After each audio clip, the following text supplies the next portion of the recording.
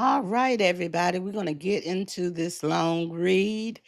And I'm not going to read all of the update of TD Jakes versus Youngblood, but I am going to highlight the most critical points. Now, this is coming from Tyrone Blackburn, who is TD Youngblood's attorney. As you can see, it is rather long. Well, this is only 15 pages, and there's another part that I want to highlight, and that's the response from um, TD Jake's attorneys. So we're going to get into it. We're going to skip here to the beginning. We'll start at the beginning. The plaintiff fails to address the fundamental. Okay, we want to make sure I'm recording because sometimes this stuff goes crazy. Okay. The fundamental pleading deficiencies that warrant the dismissal of the complaint. Rather than fortify his claims with specific, plausible, factual allegations, plaintiff deflects by attacking defense counsel and alleging misconduct that is legally irrelevant to Rule 12b6 standard. These rhetorical distractions cannot obscure the core problem. The complainant lacks the factual content necessary to sustain claims of defamation and civil conspiracy under both Pennsylvania law and constitutional standards. Now, I'm going to stop here, let you know I will be making commentary. As you all already know, I do not have a dog in this fight in the Jakes versus Youngblood lawsuit. So my commentary will pretty much be neutral, but it will be common sense based, okay, and legally based, okay? So let's get back to it. Despite plaintiff's insistence to the contrary, the complaint does not identify any specific statement by defendant Youngblood that is provable false and made with actual malice. It does not allege facts showing that Youngblood knew his statements were false or acted with reckless disregard to the truth. Nor does it identify any third party recipient who understood the statements to defame plaintiff or establish concrete reputational harm. Now, I'm going to stop here. I have seen a couple of videos of different commentators stating that Youngblood has to prove his innocence. That is totally false. The original lawsuit was brought by TD Jakes, which makes him the moving party. Okay.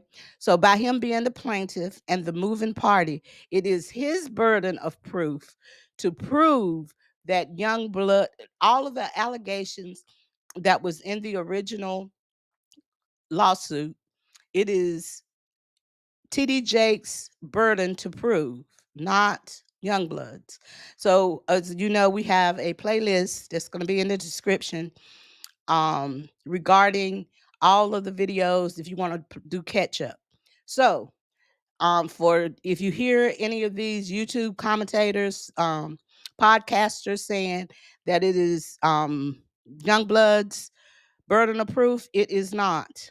And the reason being is because TD Jakes is what's called the moving party of the original lawsuit, and the moving party is the one that made the allegation that of certain things that damaged him, stating that it was defamation.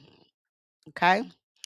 I think he just stated defamation per se. So it is up to TD Jakes to prove that it was made in malice. Okay. Likewise, the civil conspiracy claims fails as a matter of law. The plaintiff has not pled any specific agreement, overt acts, in furtherance of the unlawful scheme or individualized facts sufficient to state a plausible conspiracy claim.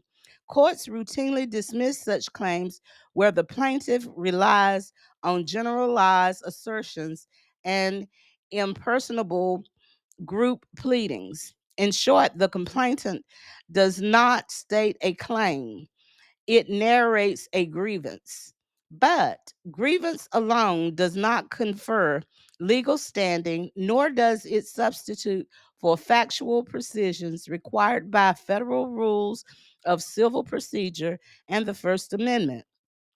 Because the plaintiff also failed to meet this standard, the complainant must be dismissed with prejudice in its entirety. So, in other words, he's asking for it to be dismissed with prejudice, and with prejudice meaning you cannot bring this lawsuit back into court. So that's what they're looking for. Okay. Under Pennsylvania law, the plaintiff bears the burden of pleading all 7 statutory elements of defamation with factual specificity. And we go to here where a communications is capable of defamatory meanings is the threshold question of law for the court. And then they quote, I'm not going to quote all these law cases, I'm just going to read in between, okay?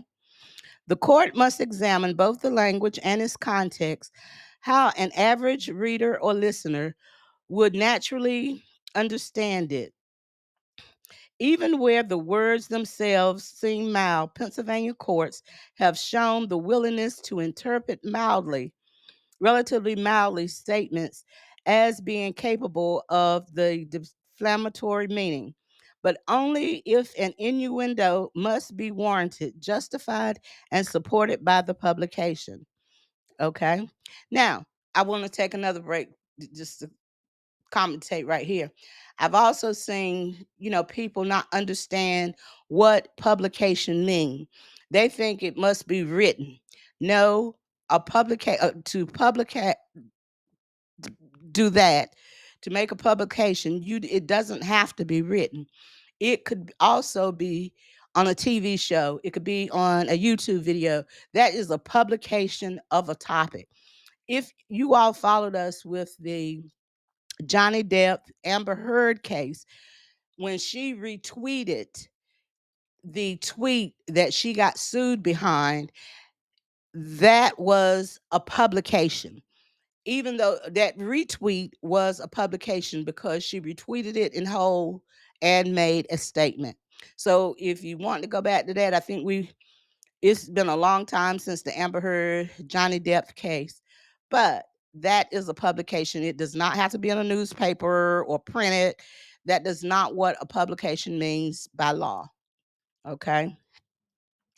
All right. So critically, the plaintiff must specifically identify the content of defamatory statements. Vague accusations or general assertions of wrongdoings are not enough. If the court concludes that the challenge words viewed in context are not capable of the defamation meaning, allege that there is no basis for the matter to proceed to trial. This merely labeling a statement defamation per se is invoking an alleged criminal accusation does not dispense with the pleading burden of falsity, publication, and because the plaintiff is a public figure, actual malice. The touchstone in determining whether a statement is capable of defamatory meaning is how the statement would be interpreted by the average person whom it was directed. In analyzing whether or not the statement is defamatory, Pennsylvania courts have held that the nature of the audience seeing or hearing the remark is a critical factor in determining whether the communications is capable of defamatory meaning. Internal citations omitted. Determining whether a statement is defamatory requires the court to consider the content, variability, and context of the challenged statements. The verifiability determination goes to whether the statement is one of a fact or opinion based on statements of opinion and name calling, which cannot be proved true or false, are not actionable. Reviewing statements in order to determine the impression that they were likely to engender in the minds of the average reader. A statement that may appear damaging in isolations may, in context, be understood as opinion, rhetorical hyperbole, or personal narrative, particularly when framing within a broadcast or testimonial format. Actual malice may be proven by circumstantial evidence, but that evidence must tend, it should be Lynn, okay, tend to establish fabrication, or at least that the publisher had obvious reasons to doubt the veracity of the statements. Reckless in the context is not easily shown, and it will be rare circumstances that the plaintiff will be successful in proving awareness of falsehood from the mouth of the defendant.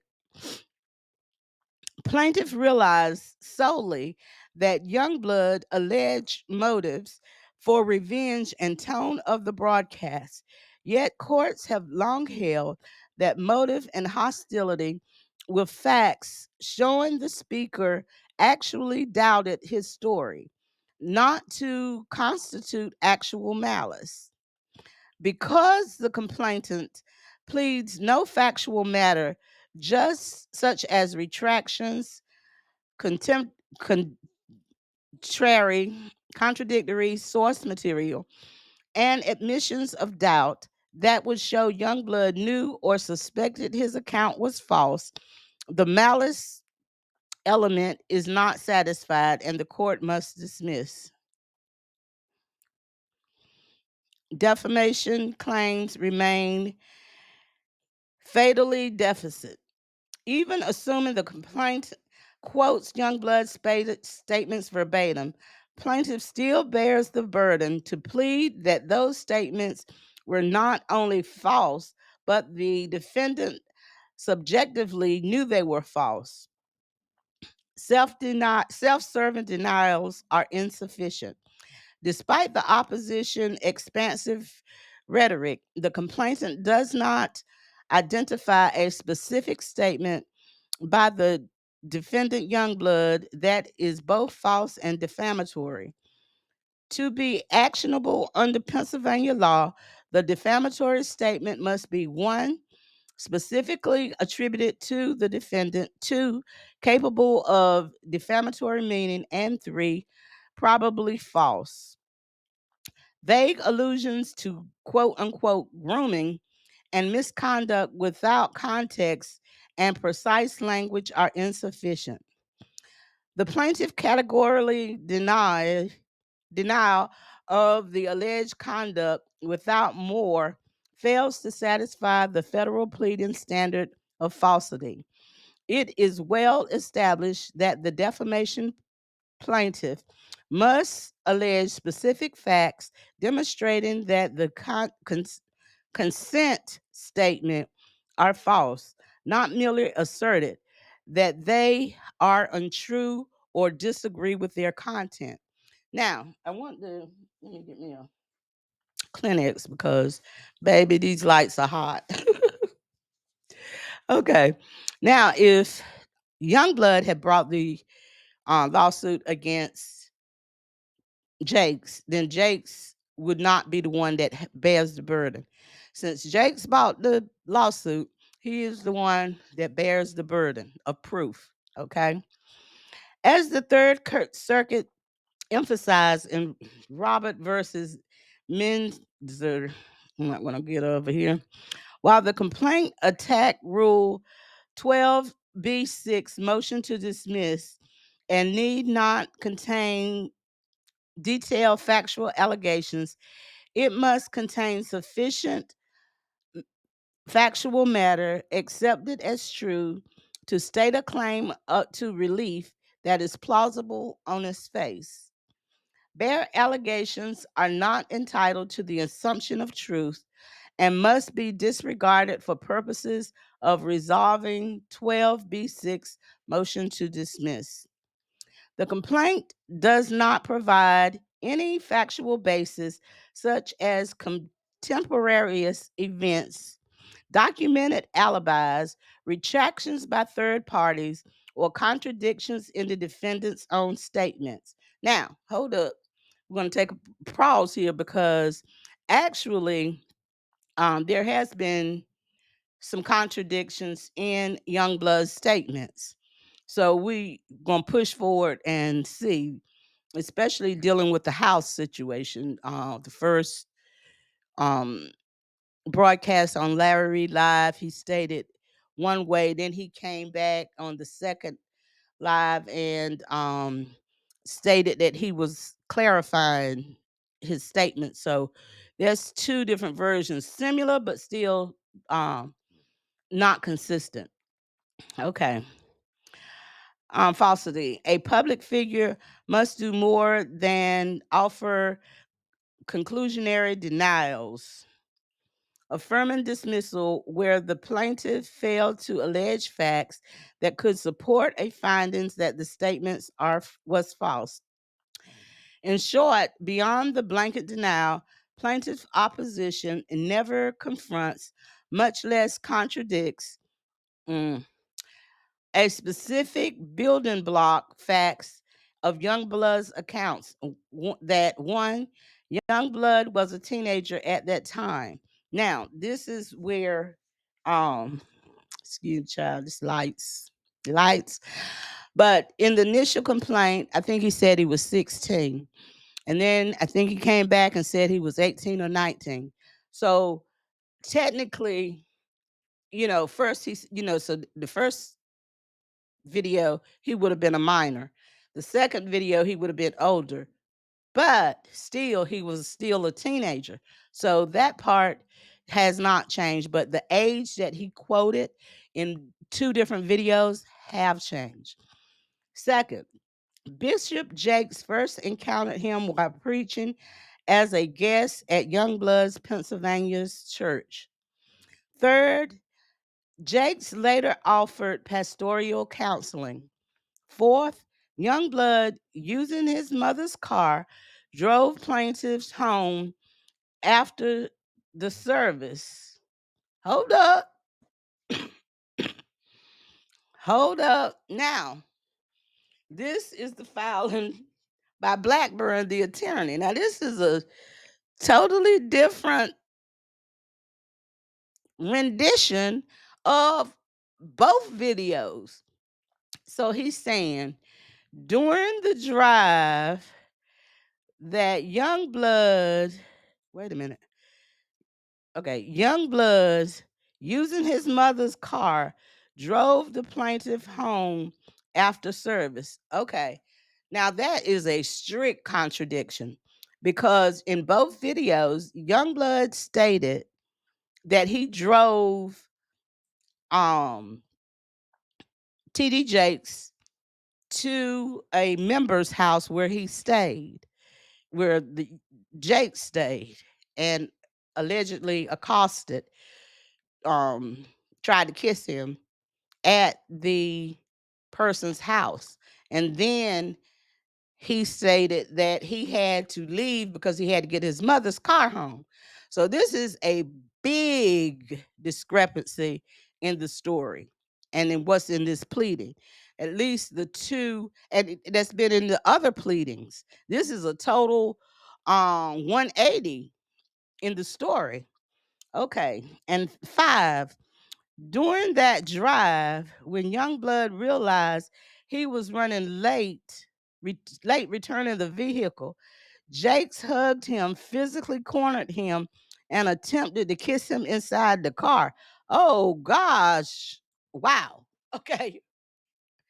This is a totally, absolutely, totally different story than what was shared, excuse me, by Youngblood in those live recordings with on the Larry Reed live show. This is not the story that he gave on the Larry Reed live show. Okay, let's look some more. So yes, like wow, that is a major, major discrepancy. So I need to ask myself, what's going on here? We need to um wonder what's going on here, because is he trying to let TD Jakes win? Because it clearly states that unless part of the three of the I think five prongs that had to be proven, that the statements was contrary and definitely wrong. But yet in this pleading, he clearly states in number 4 and number 5 something that is totally contrary to the interviews. Now, it's several things could be happening here. Number 1, is Blackburn writing these pleadings, or is he just allowing his name to be used because his reputation is truly on the line? Or 2, is he trying to let TD Jakes win?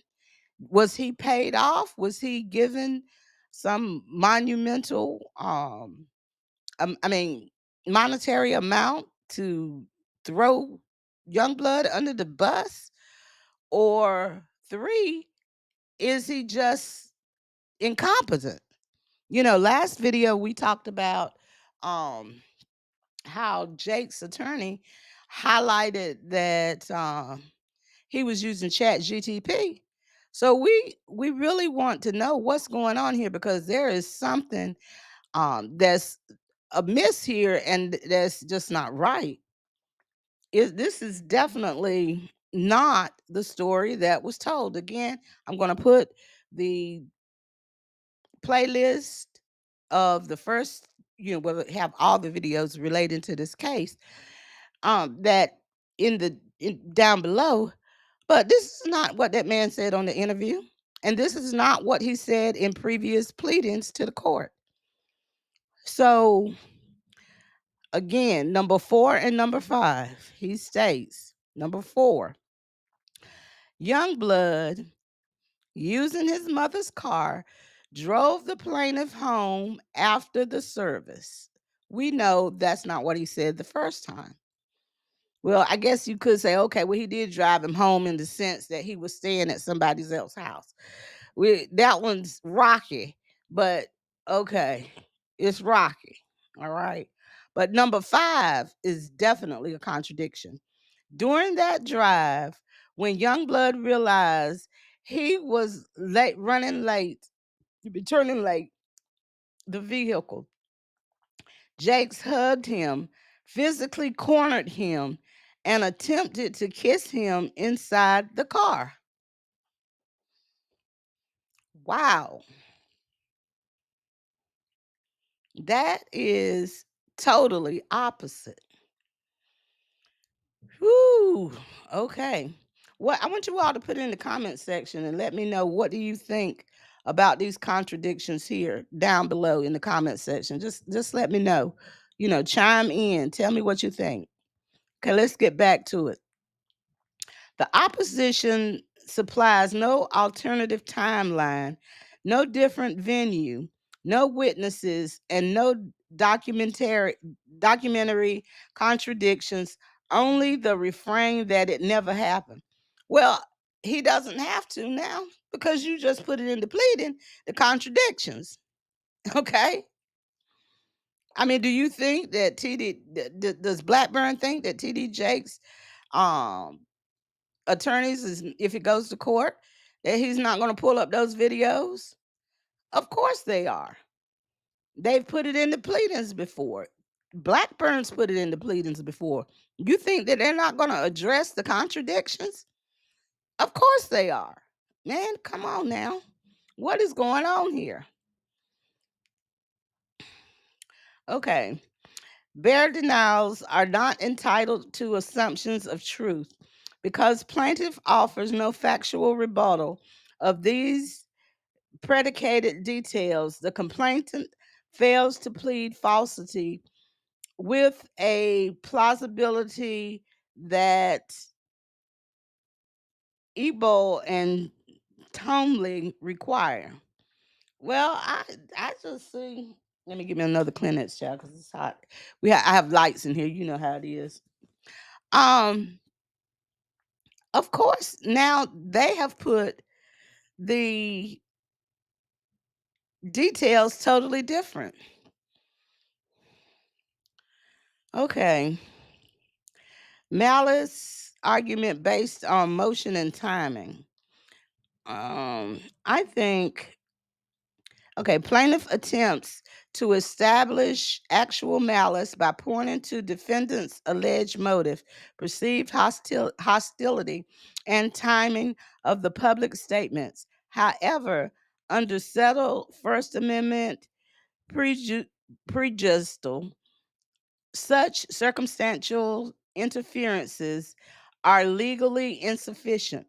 The Supreme Court and the Third Circuit have made clear that actual malice is not established by showing ill will, bias, intent to harm, or even personal animus. Instead, it requires a showing by clear and convincing evidence that the defendant subjectively knew the statement was false and acted with reckless disregard for its falsity. Even assuming the defendant had personal grievance and hoped to inflict reputational damage, that is not the constitutional standard. As the Marcron court stated, there must be sufficient evidence to permit the conclusion that the defendant, in fact, entertained serious doubts as to the truth of the publication. No such allegations are pled. Plaintiff does not allege that the defendant recanted, contradicted himself, but you're contradicting yourself in this pleading. It's contradicting itself. It's contradicting itself. I mean, indeed, the courts have completely rejected defamation claims where malice is inferred solely from the motive of bad faith tone of a publication. As a matter of law, those factors are not dispositive because plaintiff fails to plead facts supporting the critical element of subjective falsity awareness. The actual malice requirement is not met, and defamation claim fails on that basis alone. Moreover, plaintiff denial of the alleged conduct does not establish falsity. The courts have repeatedly held that the defamation plaintiff cannot rely solely on self-serving denials or accusations of motive of to demonstrate falsity. Without concrete allegations showing that Youngblood made knowingly false statement, plaintiff claim cannot proceed. I'm telling you, this false statement, this major false statement about what happened that night in this pleading, to me is enough to, because it's a false statement. This attorney, as we get to the bottom of this filing, signed under oath of perjury. Okay, that this is actual facts. He's not for perjuring himself. Okay, and this is what put in there. I mean, this is not even a um can't even chalk this up to a typographical error. That's a serious difference in story. Plaintiff fails to allege actual malice as required. The plaintiff's reliance on motive, demand letters, or timing fails to meet the high bar required by New York Times versus Sullivan. Actual malice is not established by showing personal animus or intent to harm. Plaintiff must allege that Youngblood subjectively doubted the truth of his statement. I'm telling you that. I keep saying it. I know you all, but you all know me because, when something sticking out like that, you just can't overlook it and run. As a public figure, plaintiff must meet the heightened standard of actual malice, i.e., that lost my place, i.e., that defendant either knew the statement was false or acted with reckless disregards for the truth. New York Times versus Sullivan. This is not a mere pleading formality. It is a constitutional requirement that courts strictly enforce. Plaintiff charged that Youngblood acted with greed and or spite still falls short of the actual malice. The Supreme Court has made it clear that failure to investigate without more does not establish actual malice unless the speaker in fact entertains serious doubts as to the truth of the publication. Pennsylvania courts apply the same rule. There must be sufficient evidence to permit the conclusion that the defendant, in fact, entertains serious doubts as to the truth of the publication. Failure to investigate without more will not support a finding of actual malice, nor will ill will or desire to increase profits. The Third Circuit is in accord. Failure to investigate without more does not demonstrate actual malice unless the plaintiff pleads facts showing the defendant purposely avoided the truth. Here, the complainant alleges no retraction. Ah, yeah, he does have a retraction because we got a different version in this pleading. No contradicting source. Yeah, the video and this pleading is contradicting. This pleading is a contradicting source. And no admission by Youngblood that he doubted his own story. In essence, yeah, because hey, you got a different story here. Allegations of a $6 million demand letter or revenge motive may imply hostility, but animus and profit seeking do not constitute subjectivity, falsely awareness under the First Amendment. Without plausible facts showing that Youngblood entertained serious doubts about the truth of his account, the actual malice element is not met, and count one must be dismissed. Civil conspiracy claims fails as a matter of law. While plaintiff accuses Youngblood of conspiring with Larry Reed to spread defamatory statements, the complainant does not allege the who, what, when, or how required to plausibly plead an agreement. Mere parallel conduct, such as interviews, is insufficient. A civil conspiracy claim cannot stand where the underlying tort is not actionable. Because count one, defamation, is fatally deficient, count two necessarily fails as a matter of law. Absent a civil cause of action for the particular act, there can be no cause of action for civil conspiracy to commit that act. Same principle under Pennsylvania law. Plaintiff's reliance on mere on the alleged $6 million demand letter as evidence of conspiratorial act is misplaced.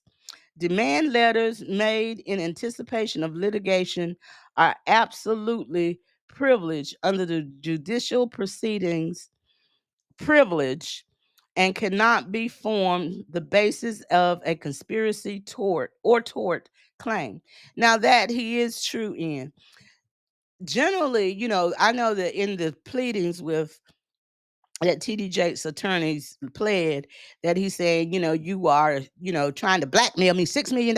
No. Generally in civil cases, before they go to court, before they file the suit, the attorney will send the opposing party a demand letter for quote unquote settlement. Sort of like if you're looking at the Cassie and Diddy case, you notice how they were saying they kept before Cassie filed the civil suit, they sent a letter to settle the case. It's the same thing here. Ask any attorney. They will tell you a demand letter is normal. You send a letter saying, listen, I have a client that states that they are thinking about suing. And now, in Youngblood's defense, he did state that earlier prior to um, TD Jakes bringing the case first. TD Jakes just happened to bring the case first. So, but before that, he sent a letter saying, Blackburn, I have a client going to sue you. This is what we're claiming. If you want to settle this before court, this is $6 million. And that is what a demand letter is. And it is done in everyday law. Even if you're in a car accident, the attorneys will send a demand letter to the insurance company or whatever party and say, listen, if you want to pay this off, you can pay this off. This is how much we want. If not, we're going to take it to court. So, a lot of people are making a lot out of nothing as far as that's concerned.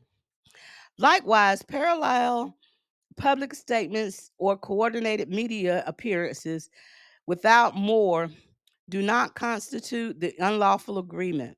Protected speech, even if synchronized, is not a tort. The civil conspiracy claim hinges entirely on the defamation count. Because the defamation claim is defective, the conspiracy claim necessarily fails.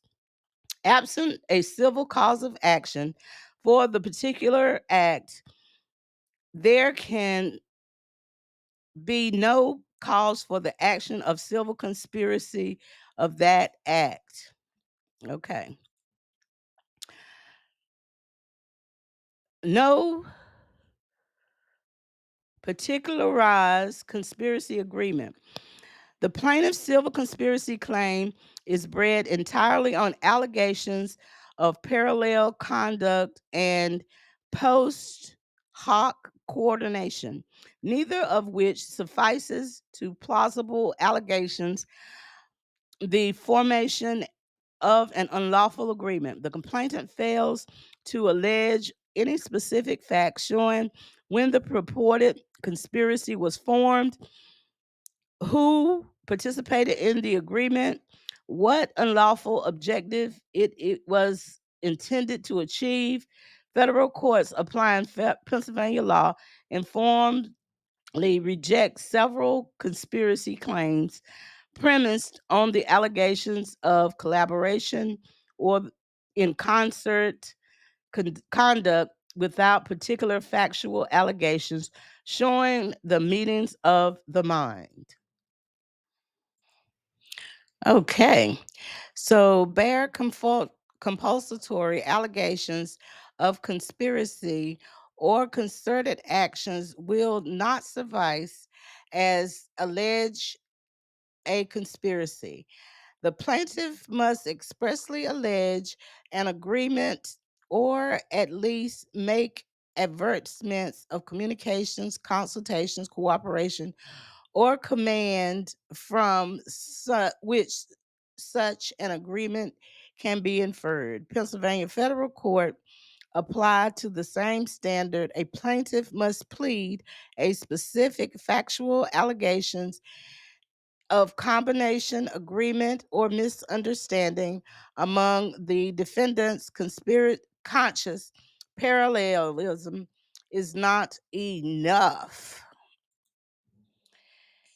Here, the plaintiff alleges that Youngblood and unnamed co-conspirators appeared on 2 podcasts and later sent a demand letter. A complaint is silent as to when any unlawful agreement was forged, who joined it, what specific unlawful purpose was agreed upon, or what role each participant allegedly assumed.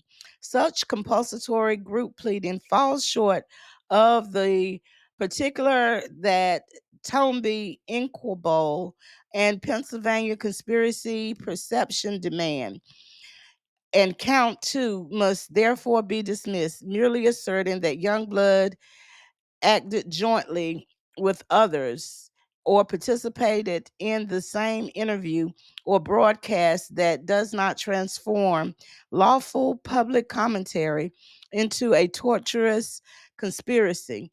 As the courts has consistently recognized, parallel or cooperative behavior, especially in context of the media and public discourse, cannot satisfy the agreement without concrete, individualized, factual allegations. Okay, we're just going to jump on down to the conclusion here. Well, no, because I needed to get this in because I think it's pertinent to what's coming up with TD Jake's response. So I got to read it. Hang with me, babies. Hang with me. Additionally, the complaint relies on group pleading, referring generally to defendants without distinguished Youngblood's actions. This violates the basic pleading rules and deprives the defendant of fair notice. This type of pleading fails to satisfy Rule 8 because it does not place defendants on notice of the claims against each of them. Yeah. To the extent plaintiff seeks to lump several defendants together without setting forth that each particular defendant is allegedly to have done, he has engaged in permissibly vague group pleading. Okay, y'all, this is a long read, so y'all stick with me. So I might bumble some words. Okay. Whew. Lights, lights, lights, lights, lights, lights, lights, lights, lights. Oh, okay, let's get back.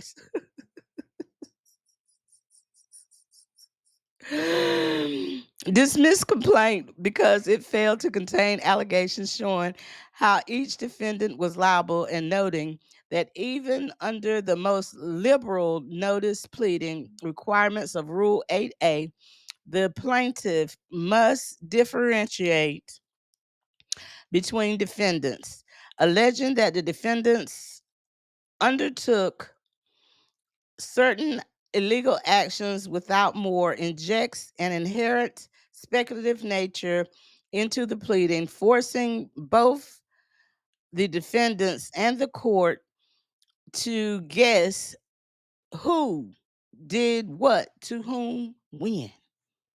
Such speculation is antithetical to contemporary pleading standards. The plaintiff's own citations are misapplied or non-extinct. LexisNexis document analyst of plaintiff's own opposition brief reveals a pattern of misquotations, superficial citations, and invocations of authority that are either in oppose or do not support the propositions for which they are cited. Lexis quotes check identifies at least 20 incorrect quotations in the plaintiff's brief. Here's an example. So, numerous cases cited by the plaintiff are referenced without pinpoints, quoted inaccurately, or applied without any legal or factual context. This rhetorical sleight of hand stands in direct contradiction of plaintiff's demand for precision and undermines the credibility of the opposition brief. Federal courts do not accept citation as performance. A case reference must meaningfully connect to the legal standard and be applied to the facts in hand. Bare allegations are not entitled to the assumption of truth. Ironically, the very deficit plaintiff attributes to defendant reliance on cases without valid application pervades plaintiff's own submission. The court should therefore reject these double standards and assess the sufficiency of the complaint based on the factual allegations pled and the properly applied legal principles, not an adversarial hyperbole or selective citation. Conclusion.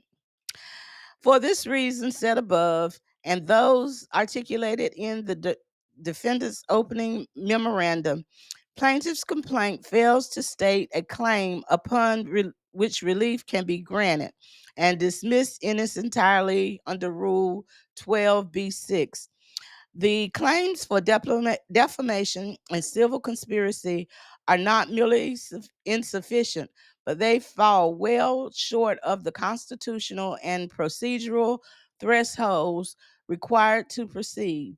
As a self identified public figure, plaintiff is obligated to plead falsity and actual malice with factual specifications. He has not done so.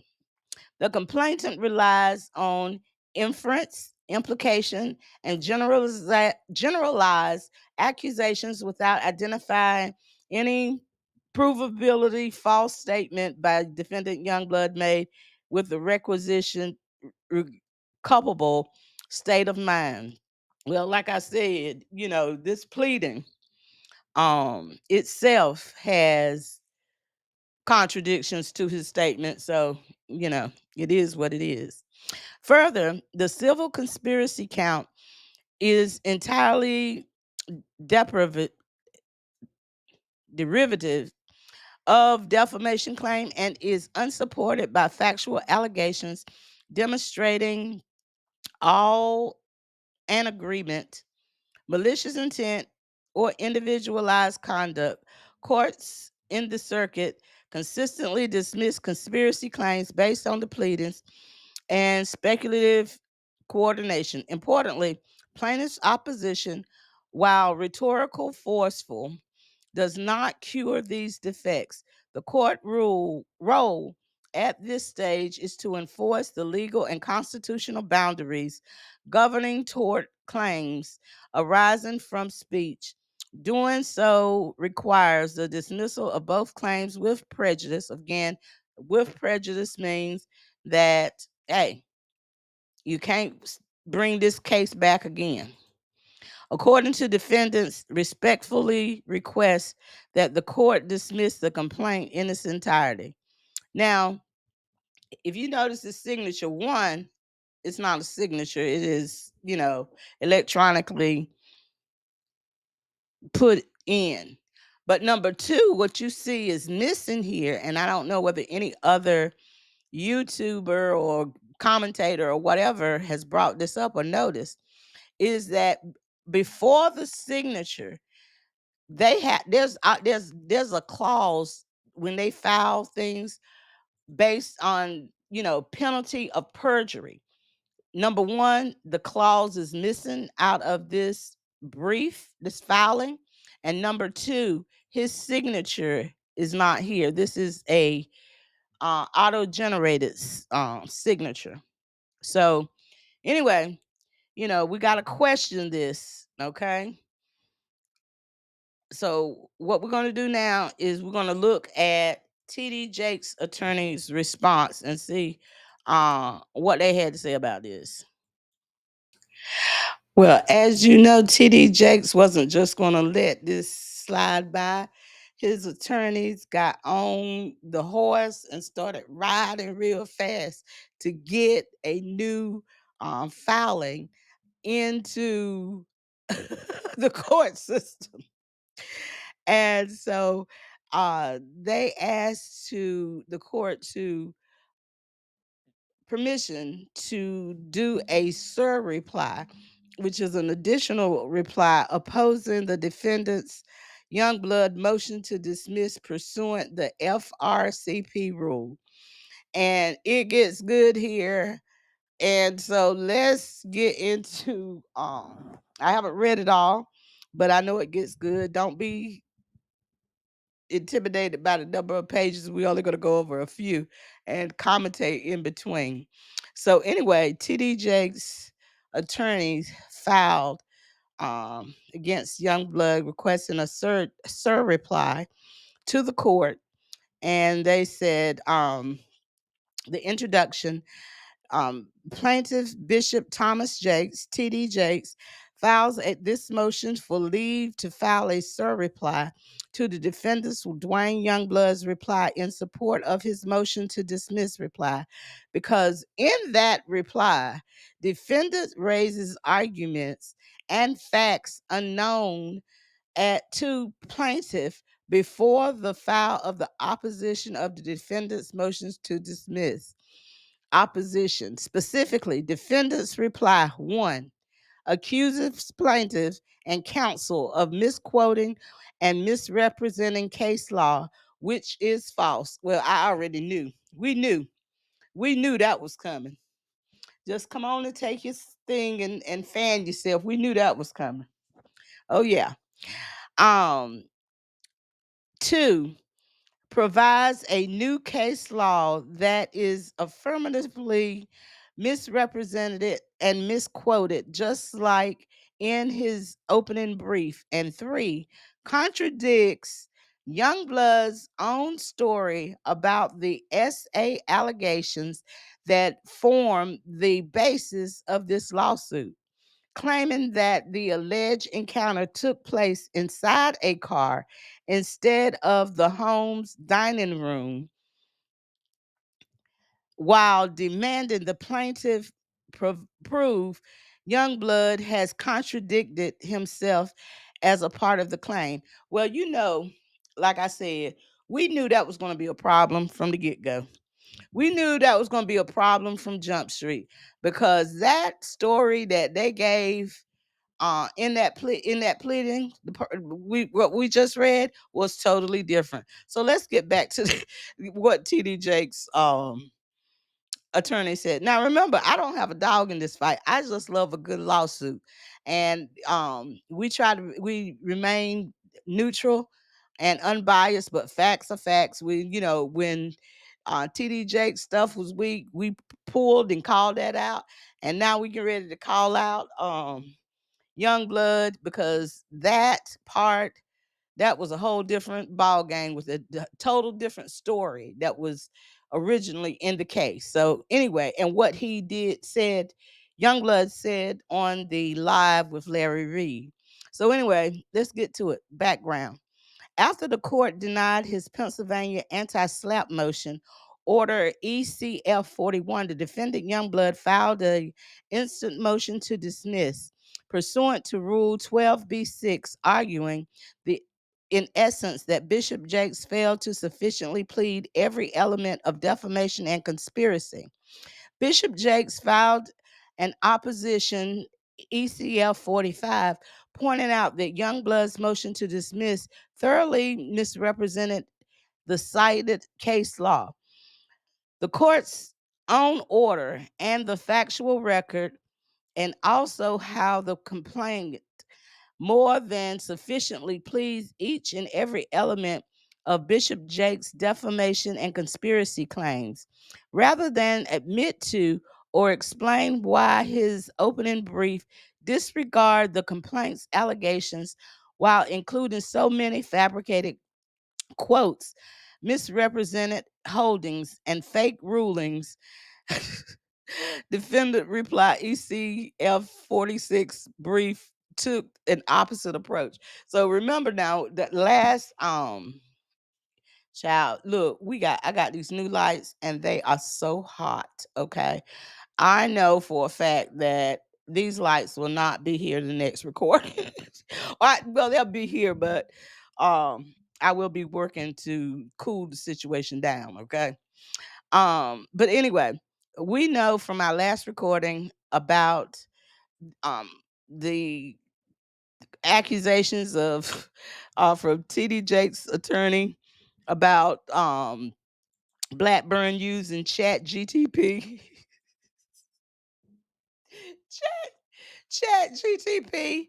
And they really drug him for filth. It is what it is. Whoever's writing for TD Jakes, their attorney, is a masterful writer. Okay, all that I can say. But anyway, argument. Bishop Jakes should be granted leave to file a SIR reply in order to respond to the three issues and false accusations.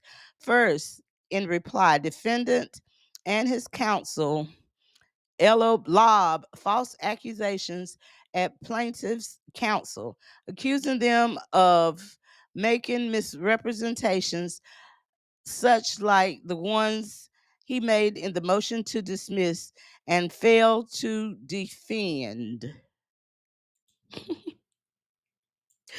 I'm telling you, baby, they are not playing.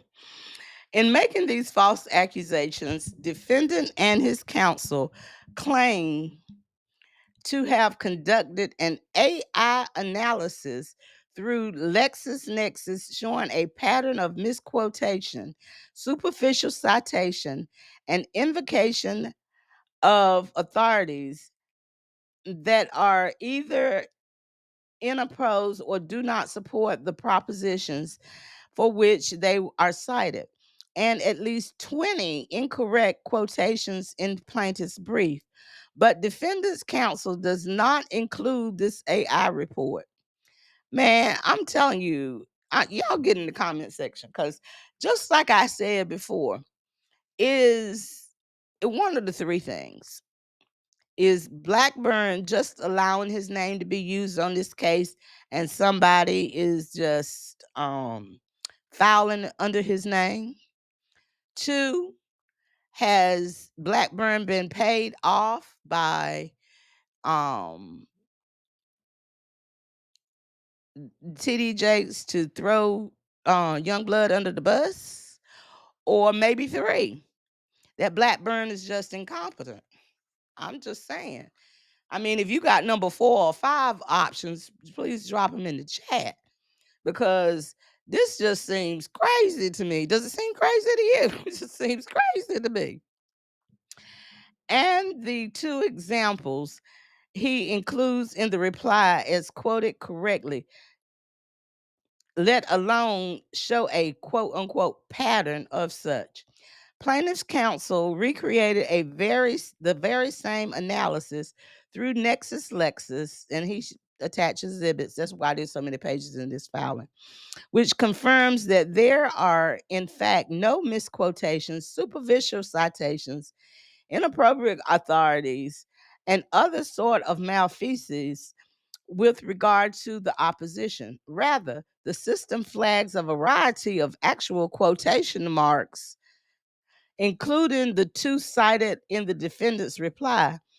The only truly quote unquote incorrect quotes it flags were instances where the plaintiff were discussing defendant's brief.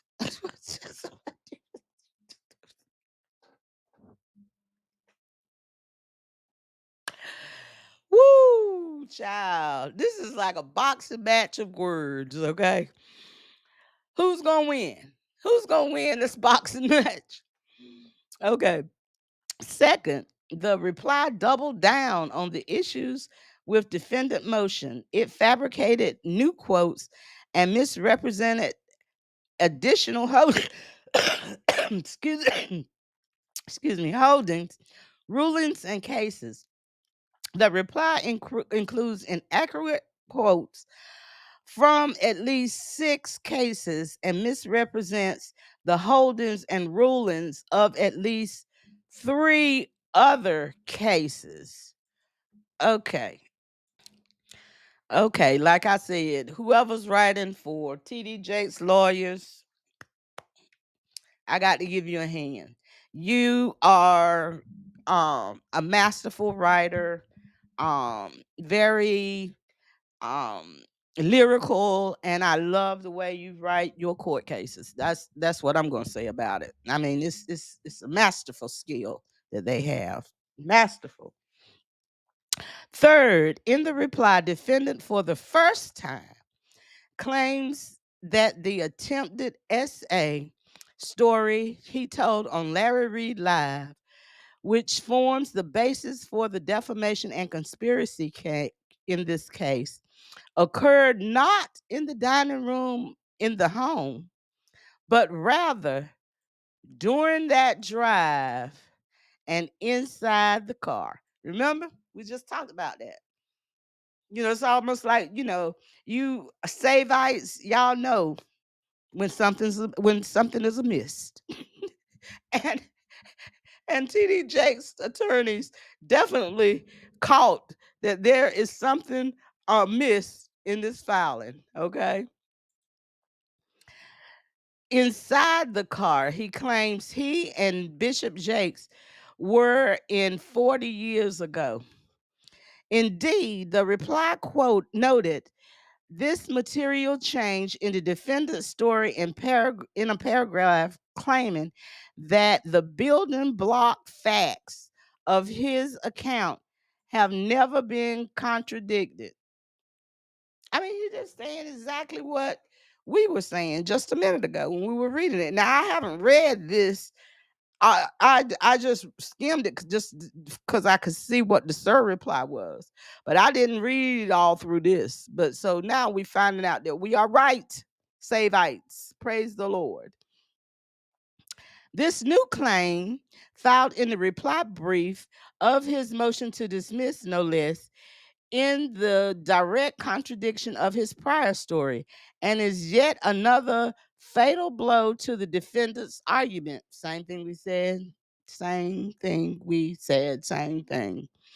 Bishop Jakes should be allowed to respond to the critical piece of falsity and actual malice evidence. Sir replies are appropriate to respond to new evidence, facts, arguments, or when they raise important issues about the claims not known to the plaintiff at the time of plaintiff's filed in opposition. Denying motion to strike Sir reply even where proper procedure of seeking leave to file a Sir reply was not followed, which is not the case here. Granting a Sir reply, granted the motion of leave to file a Sir reply. That is exactly the case here.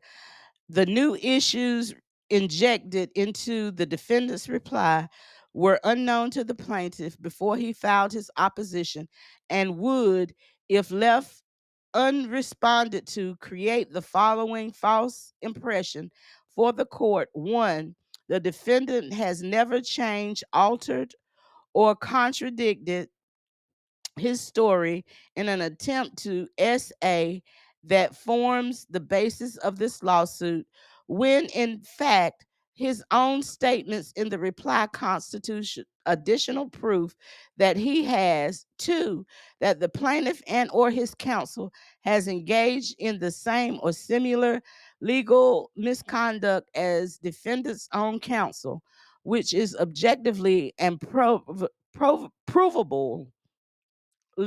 false, and the defendant's counsel knew or should have known as such. And the defendant's legal assertion have grounded it valid and applicable case law. They do not. Conclusion: the plaintiffs respectfully request the court to grant leave to file a served reply. A proposed order is attached for the court's consideration. Okay, so they have the digital signatures also, and they attached exhibits, which is The plaintiff's reply motion.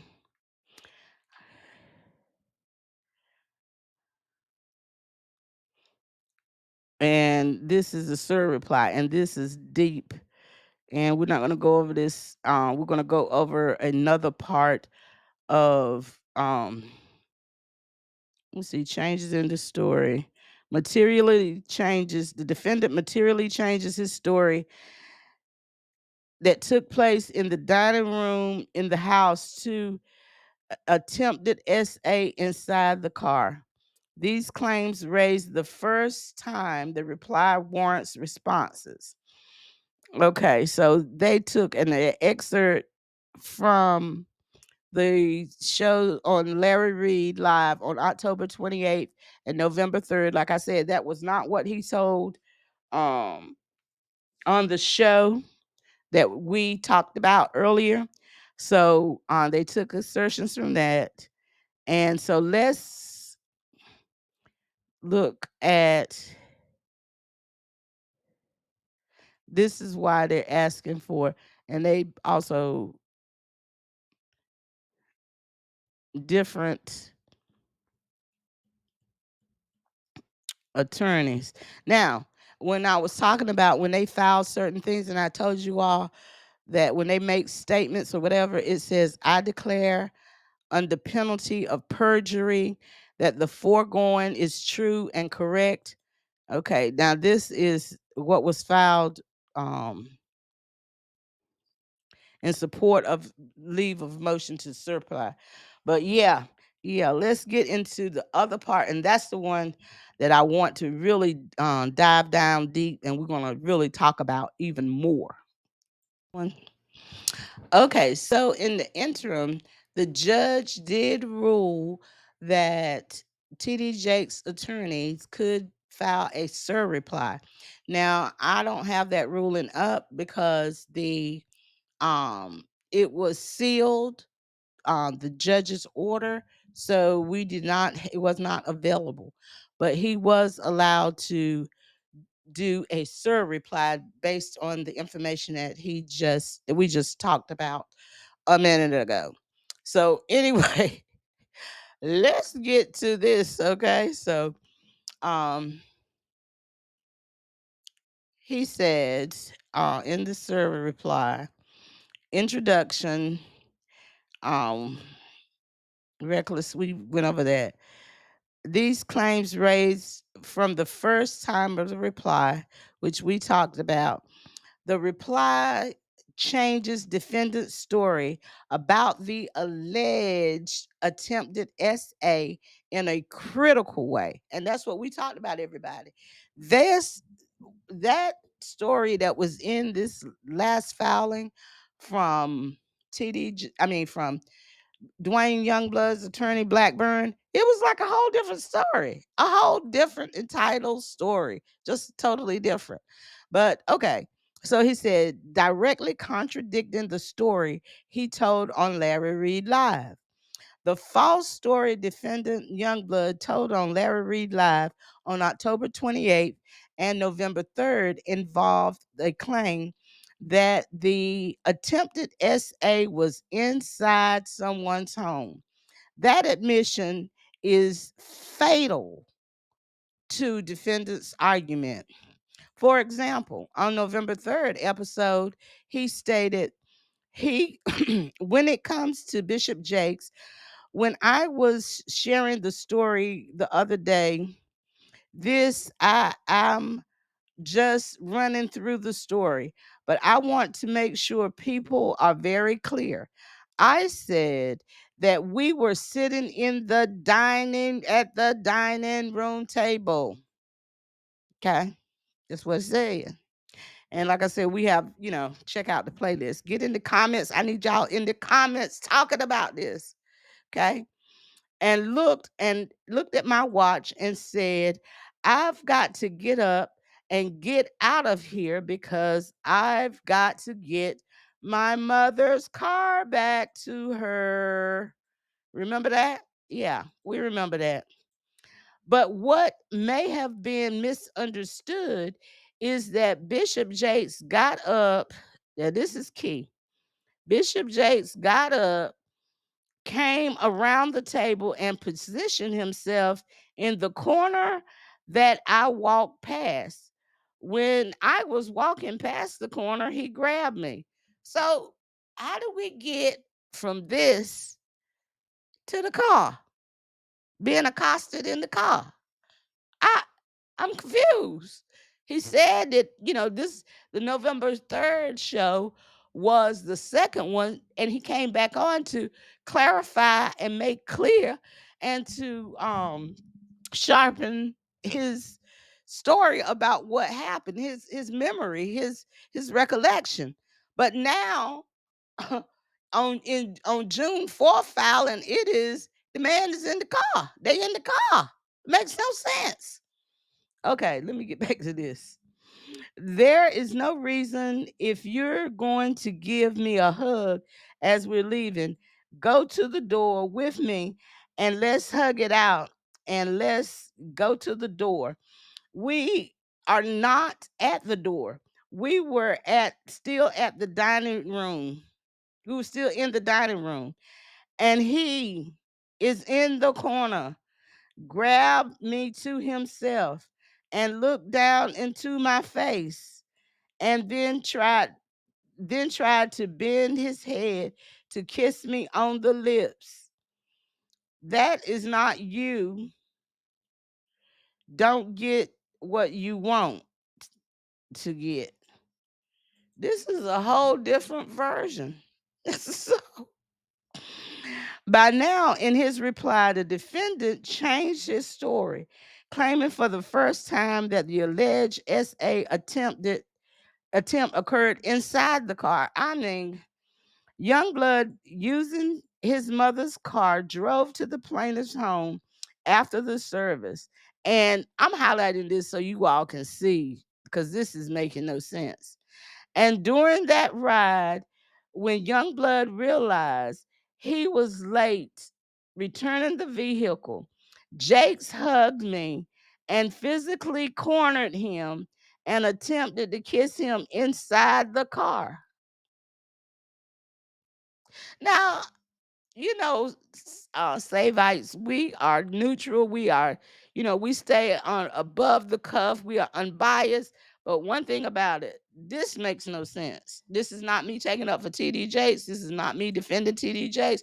This is not me defending Youngblood. This is not taking up for Youngblood. But this is not the same story. This is not the same story. So Youngblood seemed to have told some falsehoods, or there was a serious error on the part of Blackburn in his filing. Okay. Emphasis added. It reply A. Ironically, defendant noted this material changed to his story, and while claiming that the building blocks flats in his account have never been contradicted. See, we talked about this. Y'all so smart. Okay, get back in the comments and talk about it. Courts widely recognize that plaintiffs will rarely be successful in proving awareness of falsehoods from the mouth of the defendant itself, because defamation defendants are prone to assert their good faith belief in the truth of their publication. A defendant subject to actual malice standard cannot, however, automatically ensure a favorable verdict by testifying that he published with a belief that the statements were true. Alternations of the original. Okay. Objective circumstantial evidence can suffice to demonstrate actual malice and shed light on the defendant's mental state. The material change in the defendant's story from what he said on October 28th and November 3rd on Larry Reed Live episode is not only powerful evidence for falsity and reckless disregard to the truth, but shows that he knows it is false. So you all tell me, is it that, I gave you 3 scenarios. Is it that one, someone else is filing on Blackburn's behalf under his name, excuse me, and just throwing him in the bus? 2, did he take a payment from TD Jakes to throw Youngblood under the bus? Or 3, is Blackburn just incompetent? Okay, because he just looking at this information, he pretty much just handed TD Jakes this case. What do you all think? Get in the comments, tell me about it. That is more than sufficient to actual malice at this stage of the case. It's like Blackburn threw this case. I mean, something is amiss. Something must be going on behind the scenes. Maybe we don't know about. Tell me what you all think. What do you think happened? Because this makes no sense that that story changed inside of that filing that we just read. The defendant knew that the events were false and nonetheless wrote the detailed narrative describing exactly how the plaintiff SA'd her when it actually never occurred. Well, it's really him. So now I got to jump on TD Jakes' attorneys because they needed to have caught this. It should have been him, not her. Okay. So, it is anoxic that she wrote the narrative with actual malice or actual knowledge that it was false. Oh, okay, wait a minute. My bad. I can't throw him under the bus. His attorney's quoting the case. Okay. Evidence, if believed, establishes that he did not SA defendant following the Backstreet Boys concert in 2001, such that her statements describing such an incident would perforce be made with knowledge of their falsity. And this is a case that they're quoting. I want to put Ruth versus Carter. Okay. This is the case that they're talking about. Not this, okay. So when faced with similar competing narratives, courts have routinely held that the plaintiff's allegations that the defendant made false accusations are sufficient to create a factual issue as the actual malice. Quote a case, actual malice and fabrication firsthand allegations of wrongdoing, explaining that such deliberate fabrications, if proven, should in almost all circumstances automatically satisfy the actual malice standard. And then this is about the malfeasance. Um, we're not going to go over that. Youngbloods, again, makes up court rulings. This is them doing the chat GTP. And so they come down, file this, okay? File this. And then they support their sir replies that this is, and then what they do is they attach. Remember they talked about the quotes, the zip, they attached every quote that in the lawsuit that they cross-referenced it again. So we're not gonna go through all that. But I just want to say that this is definitely a case that we're going to continue to follow. The links are in below.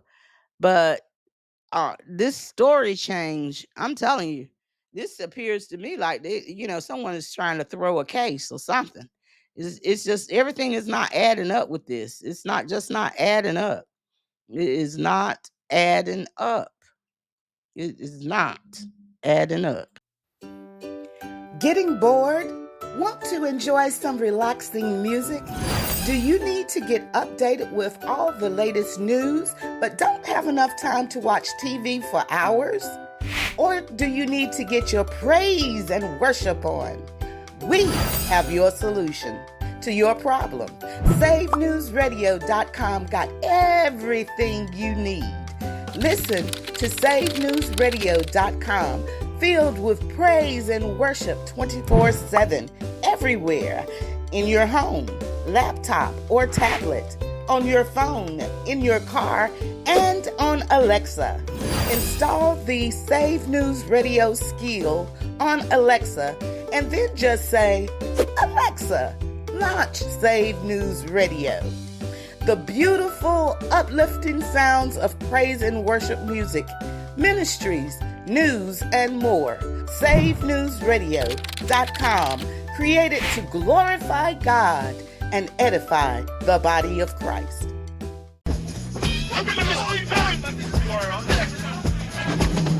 I'm writing lines to lift his name, no need for fame. My spirit fed, his word is spread, saves the aim. Pen to paper, truths I scribe, a soulful vibe. To glorify the Most High, let's amplify.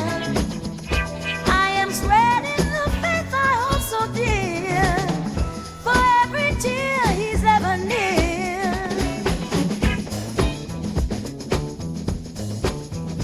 Choirs rise on Sunday morn, his love we adorn.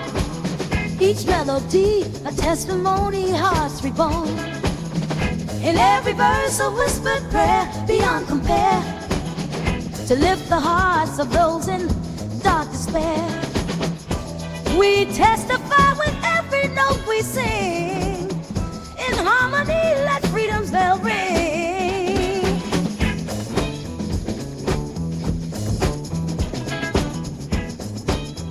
Rejoice and lift your voice, let the sound of praise deploy.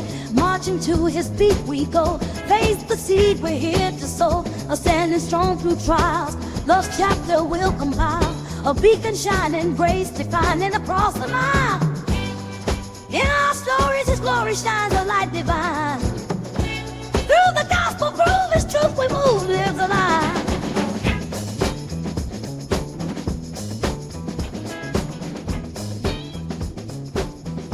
Each Sunday pew, a vessel lined with grace anew. Souls intertwined, the word defined, it shines on through. Lifting high the cross we bear, in silence share. Hey, hey. The hymn we breathe, in him believe, it's love we declare.